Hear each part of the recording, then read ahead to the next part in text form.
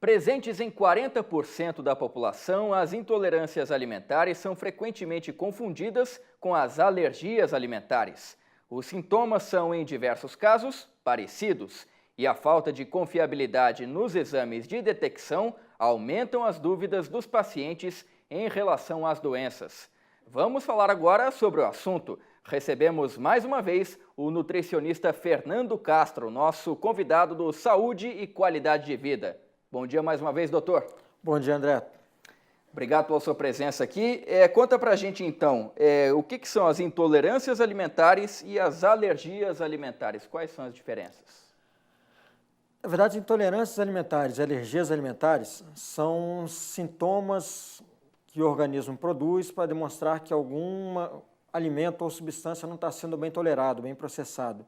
Tá? A diferença, na verdade, é que você tem nas alergias alimentares uma resposta que a gente chama de resposta imediata, dentro de minutos ou até algumas horas, e em decorrência do contato normalmente com algum tipo de proteína, embora isso não precise ser uma regra.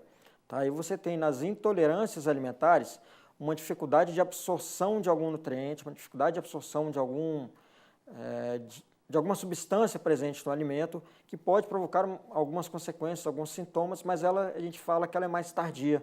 Ela não é não é tão aguda, não é comer e sentir alguma coisa. Você tem um processo muito mais lento quando você tem uma intolerância alimentar. Quais são os principais sintomas, tanto de uma quanto de outra? Os sintomas, como você colocou no início, são sintomas que se confundem muito.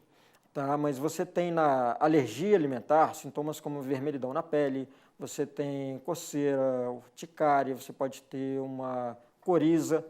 Então, o caso da alergia alimentar ele é mais sério, por ser mais agudo, você pode inclusive ter o que a gente chama de choque anafilático. Você pode inclusive levar à morte. Tá? O que você não encontra nas intolerâncias alimentares. Você pode ter os mesmos sintomas, você pode ter inchaço, você pode ter rubor, que seria vermelhidão, mas na verdade são sintomas de certa forma menores e em quantidades menores, não tão agudos, só que porém mais constantes. Tá? Inchaço de abdômen, edema, e às vezes a pessoa nem percebe que tem, porque são sintomas que ela inclusive se acostumou a ter no organismo dela. Às vezes ela nem percebe que tem uma certa intolerância. E como é que uma pessoa passa a ser alérgica ou intolerante a um certo tipo de alimento? Isso é de nascença ou a pessoa adquire ao longo do tempo? A gente tem algumas teorias, tá? Algumas bem aceitas, na verdade, não seriam mais teorias. A gente tem alguns quadros. Tá? Em relação à alergia alimentar, a gente tem uma predisposição genética em que ela vai se apresentar na medida em que for apresentado a ela a substância. Ou seja, se eu, Fernando, nasci com uma alergia a amendoim, eu não vou apresentar nada, a não ser, obviamente, no momento que eu tenha contato ao amendoim. Então, você tem, na verdade, uma disposição genética também com um quadro de apresentação a esse alimento ou a essa substância.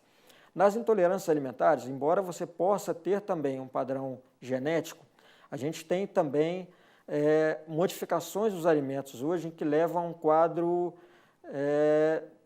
de sobrecarga, a gente pode falar de sobrecarga do organismo, provocando algum quadro de intolerância alimentar. Há também uma certa corrente que defende que a própria intolerância alimentar, por modificar a permeabilidade intestinal, trato intestinal, ele pode promover uma alergia por um contato com uma proteína que, na verdade, talvez esse paciente não tivesse de maneira natural. Então, a intolerância poderia até, de certa forma, levar a um quadro de alergia. E existem alimentos considerados alergênicos? Sim, a gente tem... A OMS estima em mais de 170 alimentos alergênicos. Tá? É uma lista grande. Porém, a gente tem cerca de 90% dos casos de alergênicos concentrados em alguns tipos de alimentos, principalmente proteínas. Então, a gente tem aí ovos, a gente tem leite, crustáceos, frutos do mar, castanhas, algumas oleaginosas, nozes, trigo. Então, esses alimentos constituem cerca de 90% dos casos de alergênicos, ou seja, alergias alimentares. E como é que é possível descobrir se eu sou alergênico ou se eu tenho alguma intolerância alimentar? E que tipo de tratamento que é possível ser feito? Bom, para a detecção é importante que o paciente procure um médico alergista, faça alguns exames, na verdade, só o médico pode fazer esse diagnóstico. E você tem aí, dependendo do que seja a desconfiança do quadro desse paciente, você tem alguns testes a serem feitos. Tá? Você tem, por exemplo, se for um caso, a gente tem que diferenciar um pouquinho alergias alimentares de intolerâncias alimentares. Em relação às alergias alimentares, como elas são muito mais agudas, você tem um aumento de anticorpos, você tem um aumento de IgE, então você tem alguns exames para identificar isso. A dificuldade está em realmente mapear em qual alimento provocou aquilo ali. Então, alguns médicos, mesmo assim, não gostam muito desses exames, embora tenha alguns exames para isso. Nas intolerâncias alimentares, é um quadro mais difícil você ter essa detecção, justamente porque ela não tem um aumento imediato de IgE, então você não tem nenhuma resposta muito clara sobre o que está sendo provocado. De forma geral, o que a gente pede, o médico encaminha o nutricionista, a gente faz lá, é a retirada de alguns alimentos, para que, em retirando esse alimento, a gente perceba o sumiço dos sintomas, que esse paciente não apresente mais os sintomas que ele apresentava. E a gente começa a mapear, então, qual o alimento esse paciente deveria tirar. Tem cura, alergia ou intolerância alimentar? De novo, a gente tem que diferenciar esse quadro. Tá? Em relação às alergias alimentares, não existe cura. Esse paciente vai ter, na verdade, um tratamento. Até tenho notícia de um tratamento na USP, colocando como cura de alergias alimentares. Pessoalmente, não acompanhei, não sei até que ponto isso está sendo aceito, só tive acesso a essa notícia. Mas oficialmente fala que não há cura. Há tratamentos para os dois casos. O tratamento em si, na verdade, é essa detecção de qual alimento promove o mal-estar a esse paciente, seja uma intolerância alimentar, seja uma alergia alimentar, a retirada desse alimento na sua alimentação, na sua dieta, e aí sim conseguir balancear essa alimentação, ter uma boa alimentação que promova uma qualidade de vida desse paciente. Doutor, o senhor já deve ter ouvido falar da campanha Põe no Rótulo, né? Que alguns consumidores, muitos deles intolerantes a alguns alimentos ou alérgicos, fazem campanhas para que as indústrias consigam colocar nos rótulos informações de que os produtos são alergênicos ou que podem desencadear alguma intolerância alimentar, né? Esse tipo de campanha é muito saudável, muito necessária, né? Muito, muito necessária. Aí você tem também dois quadros. Tá? O quadro, embora seja uma parcela pequena da população, estima-se que cerca de 3% a 5% da população tem alguma alergia alimentar. Porém, os sintomas de uma alergia alimentar, como a gente já comentou, são muito mais agudos, podendo inclusive levar à morte. Então, é claro, muito importante que num alimento processado, que às vezes você não tem noção de quais as substâncias, quais alimentos estão contidos ali, que você tenha um aviso e de certa forma é simples, você tem uma concentração cerca de 90% da origem de alergias alimentares em cerca de 8 alimentos, é de certa forma simples de ser colocado. E aí você tem uma proteção a esses pacientes, sabendo que ele não deveria consumir aquilo ali com um risco muito severo à sua saúde.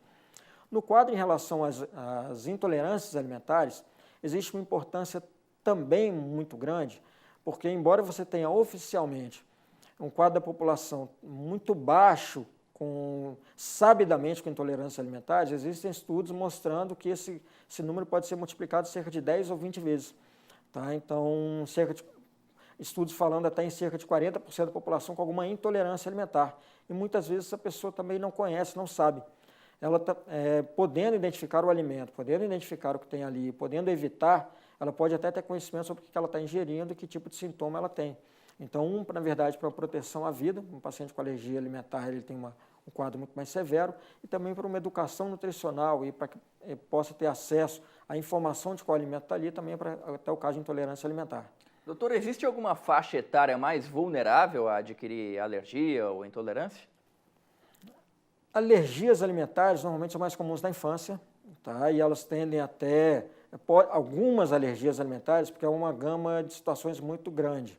Algumas alergias alimentares podem até, inclusive, sumir ao longo da vida, tá? Então, por isso que a gente fala necessariamente, é um pouco complicado a gente falar aquela questão de cura ou não, porque elas podem até não apresentar mais essa alergia com algum tempo, dependendo do que seja. Então, são mais comuns em crianças. E tem alguns tipos de alergias alimentares que, na verdade, se manifestam até mais depois da vida adulta. Por exemplo, crustáceos é mais comum até que você tenha esse surgimento depois da vida adulta. Sobre as intolerâncias alimentares, não existe uma etiologia muito definida. Muito possivelmente seja mais comum também depois normalmente na vida adulta, porque ela pode se dar em relação à decorrência ou à apresentação desses alimentos ao organismo. e, de certa forma, o organismo não conseguindo mais se processar, o trato digestivo não conseguindo, por algum motivo, processar ou demonstrar alguma carência. Tá? Mas é um quadro muito amplo, você pode ter tanto na infância, como pode ter também na vida adulta. Doutor, agora em casos mais extremos, que a pessoa que é alérgica precisaria daquele produto, daquele alimento para tratar alguma doença. Por exemplo, uma pessoa que tem intolerância à lactose e essa pessoa ao longo da vida contrai osteoporose, o enfraquecimento dos ossos, né? Não vai poder consumir leite? O que ela deve fazer então? Procura um nutricionista? Como é que é? Procura um nutricionista para que a gente possa, na verdade, sabendo que ela não pode consumir leite, e por que ela não pode consumir leite? Por exemplo, é muito comum hoje o quadro de intolerância à lactose, muito falado, muito comentado, mas pode ser que o quadro dela não seja lactose. Então, pode ser que o quadro dela seja alguma proteína do leite, por exemplo. Tá? Então, na verdade, a gente conseguiu diferenciar hoje, isso aí no mercado, por exemplo, existem muitos produtos com retirada da lactose, produtos lácteos sem lactose, esse paciente poderia consumir. Já se for em relação à proteína do leite, a gente tem que saber se tira ou qual o alimento que ele poderia ter que forneceria o que a gente precisa, no caso comentado, um cálcio, ou qual o alimento que não tem o que ela não pode e tem o que ela precisaria, nesse caso o cálcio. Então a gente tem que balancear essa alimentação para esse paciente. Tá? Por isso o conhecimento clínico, a história do paciente, o encaminhamento correto é muito importante. Até porque outros alimentos são fonte de cálcio também para esse caso, né? O brócolis, por exemplo, tem cálcio, né? Sim, mas aí vai para o tipo de fonte, a necessidade de absorção e as quantidades. Tá? Você tem relação, por exemplo, você tem uma relação direta com vitamina D para absorção, você tem uma relação direta com magnésio, você tem uma relação direta com selênio. Então, por isso que é o balanceamento da alimentação inteira para essa absorção. Se ela vem de um cálcio por exemplo, do brócolis, ela, na verdade, precisaria de uma quantidade mais alta. A gente teria que facilitar essa absorção e ainda dar uma quantidade mais alta desse alimento. E aí você tem justamente com isso que adaptar essa alimentação. Doutor, rapidamente para encerrar, quer dizer então que uma dieta balanceada, como o senhor já havia dizendo também, pode evitar o surgimento de intolerâncias e alergias, né? Não necessariamente. Veja bem, uma dieta balanceada, a gente está traduzindo aqui, uma dieta adequada em termos de valor calórico, uma dieta adequada em termos de quantidade de proteína, uma dieta adequada em micronutrientes, uma dieta adequada em vitaminas, minerais, tá, que são os micronutrientes, mas ela pode, se o paciente não conhece, por exemplo, não é sabedor de uma intolerância, nunca percebeu uma intolerância, ele pode estar com uma dieta balanceada e mesmo assim ter os sintomas, tá? Porque a intolerância, como a gente comentou, como esses sintomas são muito mais lentos, às vezes a pessoa tem aquele sintoma e nem percebeu que isso é causado por algum alimento.